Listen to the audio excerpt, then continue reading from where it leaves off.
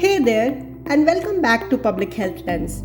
I'm your host, Dr. Nitika Jain. So far in this series, we have explored the role of public health consultants, how we use data for storytelling, the foundation of trust, and the long term value of capacity building. Today, we turn to another cornerstone of sustainable public health work: community engagement. It's a term we use constantly in proposals, plans, and reports. But what does it really mean? How do we move beyond checking boxes and actually connect with the communities we serve? That's what we are unpacking today. Let's start with what community engagement is not. It's not just outreach. It's not just a survey. And it's definitely not just showing up for one meeting and calling it a day. When engagement is reduced to handing out flyers or hosting a single town hall, we miss the opportunity to build meaningful relationships and share power. Real engagement is about partnership. It's about listening, adapting, and co-creating solutions with the very people most impacted by the issues we are trying to solve. A few years ago, I was part of a chronic disease prevention initiative in an urban, underserved neighborhood where hypertension and diabetes were widespread. Initially, we did what many programs do. We created brochures, held information sessions, and posted flyers across the neighborhood. But it wasn't working. Turnout was low, materials weren't connecting, the message wasn't landing. So we took a step back and reached out. We connected with neighborhood groups, local leaders, and youth advocates, people already trusted within their communities. And rather than asking for input after the program was built, we brought them into the decision-making process. Together, we co-created the messaging.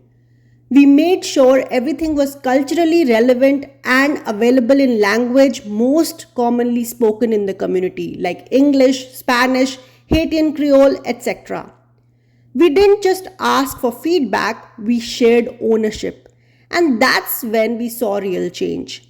Engagement increased, conversations deepened, and most importantly, people felt like the program reflected them, their values, their language, their reality.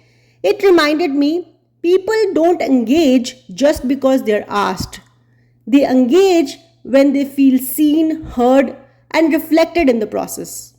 So, what does real community engagement look like? Here are a few key practices I have seen work time and time again. First, engage early.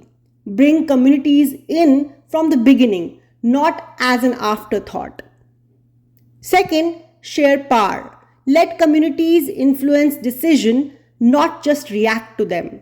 Third, tailor your approach. Use formats, languages, and styles that reflect the community's culture and communication norms. Fourth, remove barriers. Provide food, transportation, childcare, or stipend to ensure participation is accessible. Fifth, close the loop. Let people know what you did with their feedback. That simple step builds trust. One helpful framework is the spectrum of community engagement, which moves from lower to higher levels of involvement. Inform, here's what we are doing. Consult, tell us what you think. Involve, let's shape this together. Collaborate, let's make decisions together. Empower, you lead this. Most projects land at consult, but true transformation happens at collaborate and empower. So here's today's key message. Community engagement isn't a checkbox. It's a commitment. A commitment to listening, a commitment to sharing power, and a commitment to building public health systems with communities, not just for them. Thanks for joining me today on Public Health Lens.